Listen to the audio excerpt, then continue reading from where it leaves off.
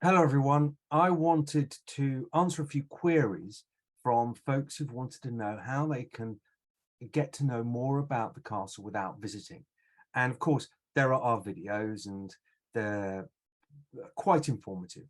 But if you want to really get into the detail of the history of Dunans, of its heraldry, of the restoration program, then this is the answer. It's the conservation plan for Dunans, and it was written by Robin Kent, our architect, who has expertise in the conservation field. He was head of architecture at Historic Environment Scotland earlier on in his career, so he knows his stuff.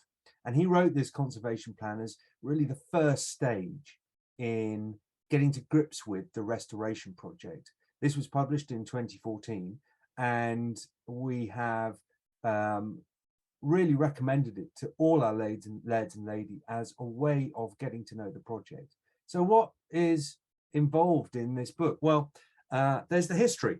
So actually, what I should say is there are some beautiful photos. So that's number one, beautiful photos, and then the history, as well as archives of who was here when and who lived here. So you can see down there Colonel Fletcher standing in front of the front door at Dunans, as well as the bridge there, the castle with a roof behind.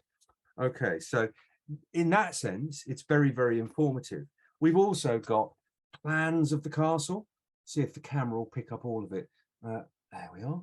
Plans of the castle. There you are, with the bluebells there in the background, as well as maps of Dunans in the Victorian era, and moreover, an idea of the biodiversity at Dunans, apart from the stuff that you can see behind me.